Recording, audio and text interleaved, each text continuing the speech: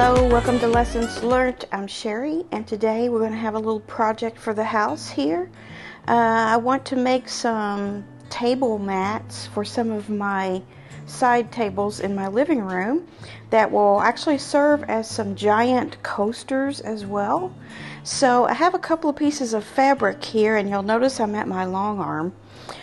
This one here is just kind of a wood grain, and then this one is kind of a leafy, ferny type of thing, something kind of neutral, and may not show water spots too much, and I can throw them in the washer when they get to where they need attention. And I have a couple of tables that I'll insert some pictures right here. One is a round double-decker table. The top deck there, the top round, is about 20 inches in diameter. So I would like to make something to fit just inside of that. Not sure if I'll have enough to make one for the bottom, but the bottom really doesn't need to have one. Mostly concerned about preserving the wood on the top. And then the other little table that I have here is a square table, and it's made of kind of a rattan type of material, a natural material that you definitely wouldn't want to get wet with a sweaty drink. So I want to make something that will fit the area of that, which is about 15 by 15. So what I'm going to do is pre-quilt this fabric, put it on the long arm, put a design on the post-stitcher light, and let it stitch out and do the quilting for me. And you can definitely do this on your home sewing machine. Just do some straight line quilting or some meandering, whatever you like to do on your domestic sewing machine to get quilting. So let's get started. I'm going to load this on the long arm. Just to be clear, this is not a long arm or Pro Stitcher Lite software tutorial. I am going to base this down along the edges in the area that I have to sew in right now, and choose a design and get going on some stitching. I left my white thread in that I had for my last project and a nice full bobbin, so I'm just going to use that. So I just went with a little simple meander and made it pretty small, and that'll make a nice dense quilting for our giant coaster. So this will take a little bit of time, but at least the machine is doing it and not me.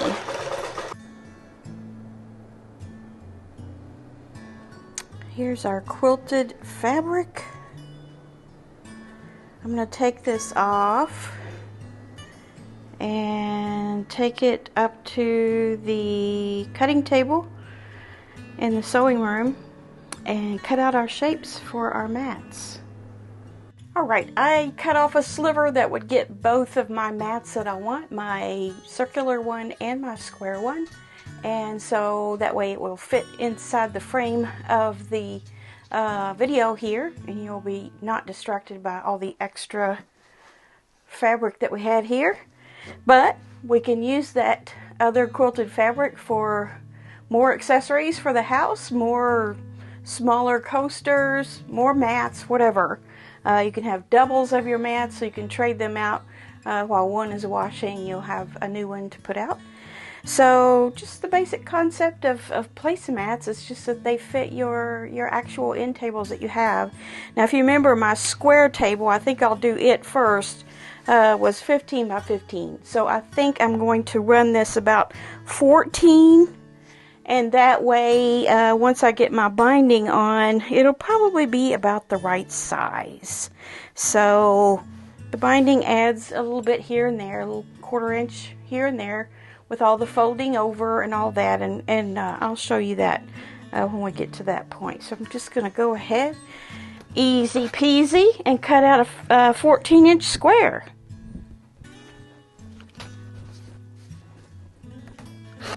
And you can save these, make things with them. Look, you could cut that in half and make a really cute bookmark. Alright, so this one is ready to be bound. Simple as that. And then for your circular one, we will be doing something just a tad more interesting to get that round shape. I have my flexible tape measure here, and I clipped it with one of my Wonder clips so that it isn't just flying everywhere.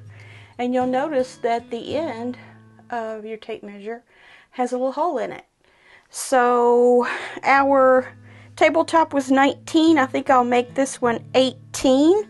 So that means I need to make my, this is about 1/4 of an inch in, this hole. And I'm going to put that in the center here. I think, do I want this in here? I think I do. I think I want that dark stripe in there. That's another thing. Make sure you look at your fabric and see what you want to do for it. Or do I? Do I just want this area? It's going to be a little more waste that way, but I don't know. I don't think I want that big square there in the center. Do I? I don't know. I'm getting this one and this one in that. Maybe I will. Maybe I'll go all the way over to the edge, and I'll call this 9.5. And make sure that's going to go all the way around. I think I cut it right. Let me measure that and mark it. That's 18, so 9 is right there. Probably should put a pin in that. Let me stick this little pin in here at the 9-inch area, and let's see how that's going to be. 9, 9, and then I'll have a little extra here, and then the other side I've got plenty.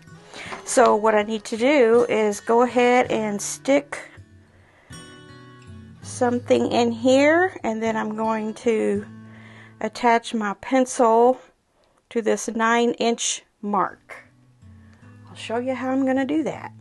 Here are the official circle drawing tools. A pencil. Make sure it will write on your fabric. It just needs to be light. You could use a marker or a pen if you wanted, but you run the chance of bleeding onto the fabric and then maybe not being able to cover all that up with your binding. Probably not, but I wouldn't risk it. So here's my pen that I stuck in there earlier, and I'm going to put that little hole right there. And I'm going to hold my awl or stiletto or something of the sort. This is my seam ripper. I've got my seam ripper closed and my little sharp doodad out here. That is going to be my protractor of sorts because I need a really big circle. So my circle, I'm going to say, is 18 inches. So I need 9 inches from this hole here over to here. So what I will do is just kind of get on that 9-ish.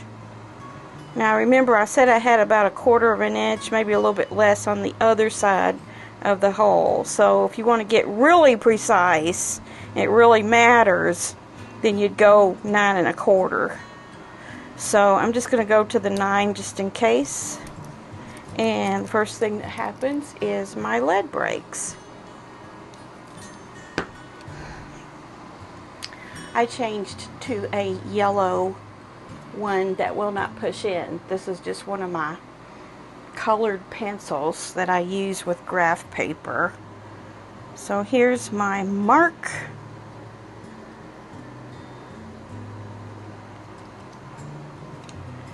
And here's my 9-inch mark. And I'm going to start over here and just kind of push that 9-inch mark along and keep this taut. I'm sure you're thinking there's got to be a better way, but I promise you this actually works.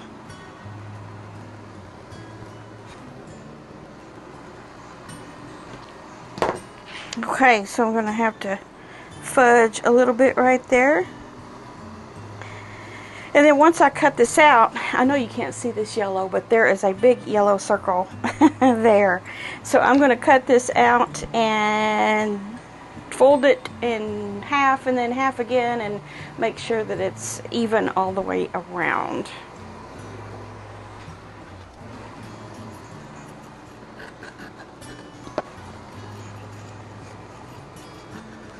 Does that look pretty circular? Let's see.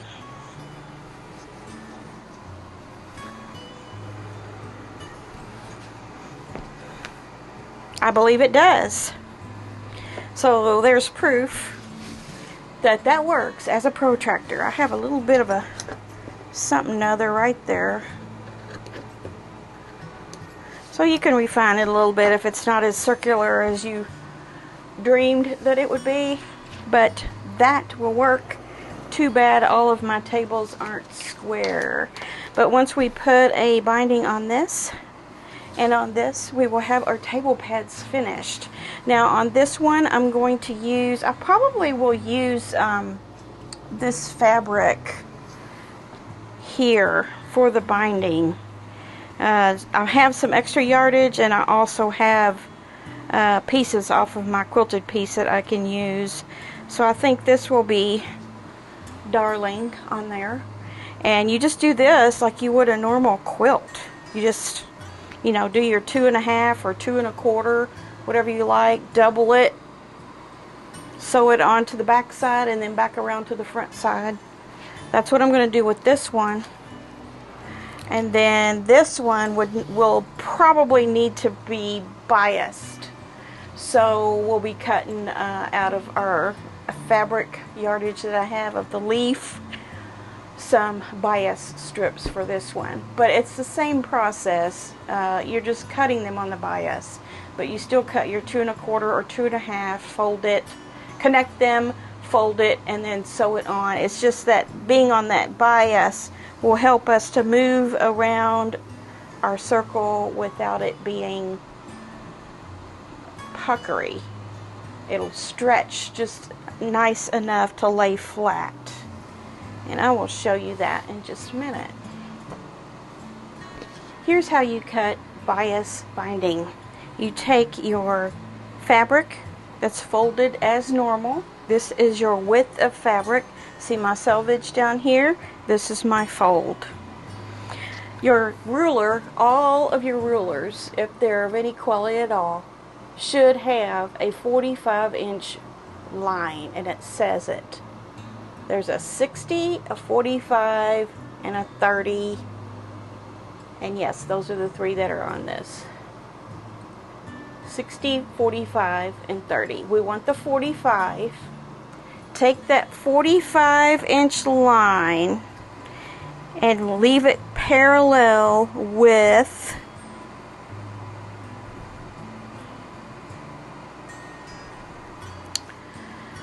your fabric. And you will be cutting these apart. I have a 2.5-inch ruler here that is 36 inches long, so it easily reaches all the way across. If I wanted to use this one, I certainly could. You can use anything that has a 45-inch mark on it. Preferably something that will reach all the way across the piece of fabric that you're cutting from. So let's go ahead and cut these pieces. It's a little bit difficult to know exactly how many you're going to need for a circle. There's probably some math for that. But since this ruler is 2.5, all I have to do is just go across like this. That gives me 2 pieces. And then across here again.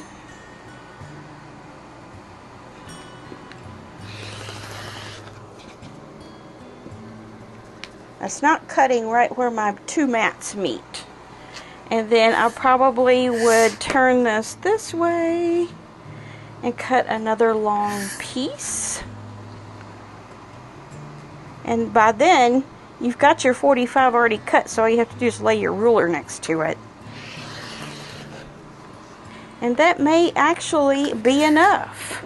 Now we have our bias strips, and they have lots of stretch, so be careful with them. Don't be stretching, manhandling them while you're doing this. How do you put them together? Well, you can do the method we normally do to take out the bulk, and that is sewing this way. Now it's a little bit confusing sometimes. If you're like me and you have a lot of trouble with mirror images, sometimes you have to play around until you figure it out. But here's a good way to figure it out. If you lay your strips like this and make sure you have right sides together, and then you've got this big triangle. So you've got your little triangle starting here, and then put your other one right over it, and then sew across. So it's kind of like you're cutting off the top of your triangle with a seam line, and then when you turn it over, you've got yourself a nice strip. And then of course you cut this off. You just keep going until you know that you have enough for your circle. I don't know if I have enough for my circle. I'm going to put these together and see. It's been a while since I've done some bias binding, and I used to have a good feel for how many strips I needed for such and such size circle, and also for even an entire quilt. But I've kind of lost that. I've gotten away from doing bias binding, and I've kind of lost that memory pattern I had with regard to 45-inch angled strips like this. So I'm going to go ahead over to the machine and put all of my strips together and see if it fits around my circle. So I only needed 2 sets of strips that I had cut from that yardage. So you remember I cut 3 strips from it, 3 doubles. Well, it was folded, so I ended up not using these 2. They're attached right here. So I only needed 2 for that. So if that's any help to you as far as how much yardage.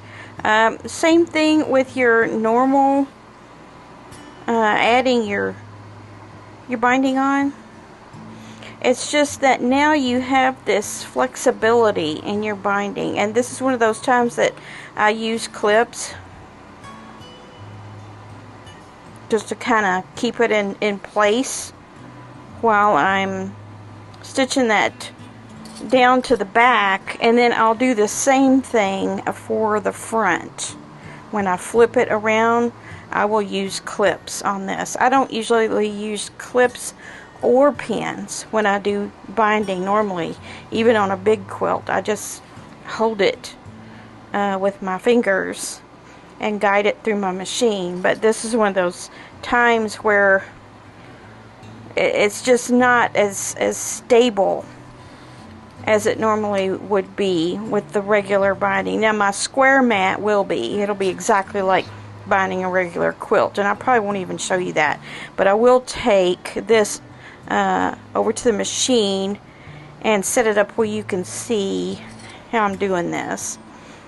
It is just a 1/4 inch seam like you normally would to attach your binding to the back of the quilted piece.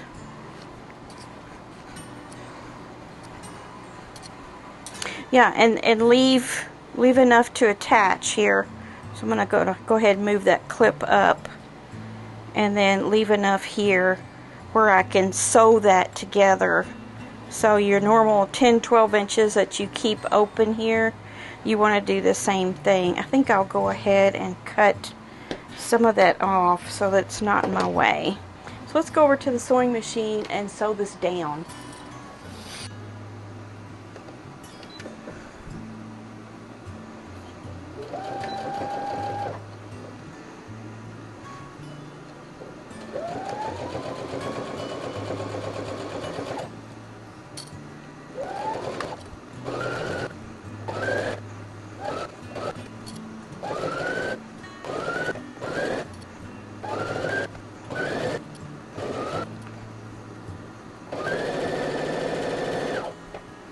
Okay, so you want to make sure you have that opening big enough that you can close your ends here. So I'm going to go ahead and backstitch a little bit and break my thread so that I can deal with that. So this is not one of those times that you can use your extra finger that we have, our seam guide that we use on our straight bindings, the magnetic seam guide. This little dude, it's not going to help you because it's straight and we're going on a curve. So save that for just your straight bindings. Okay, let me get this together.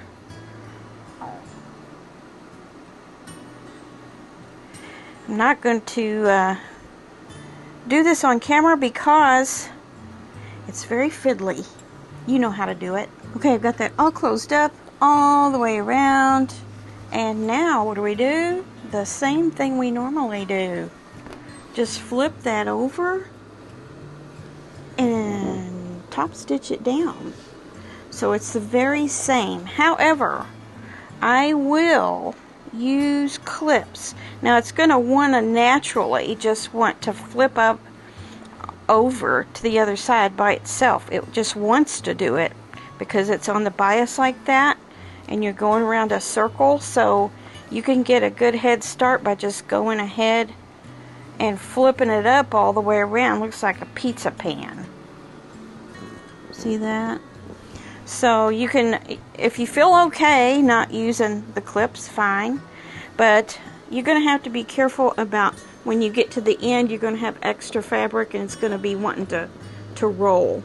So I would suggest go ahead and doing your clips or your pins on each side, top and bottom, and then do the ones in between, as many as you want. And then we're just going to baste it or top stitch it down. Probably a top stitch, like about a 3 or a 3.5, whatever you like to see as a top stitch. Here's how much I did mine. So probably about every 3 to 4 inches, evenly all the way around. Now I'm ready to top stitch.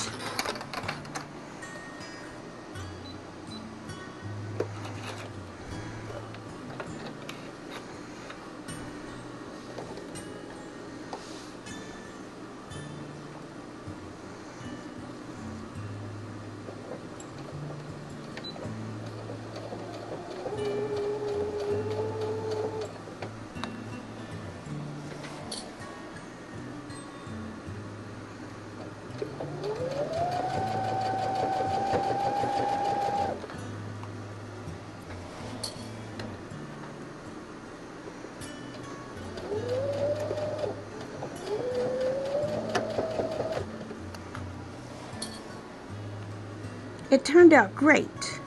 See how the binding just lays down so nicely? Bias binding is great. Love it. Here's the back. I'm going to get the square one done, take them inside, and you can see what they look like on the tables. Alright, so here is our finished table protectors, giant coaster, whatever you want to call it, table topper. It's for a utilitarian purpose, so these will be washed, used over and over. You saw the back there. Goes with my decor okay. Here's the one on the square table. So get out some fabric and make yourself some table protectors so that your sweaty glasses doesn't ruin your furniture. Have fun!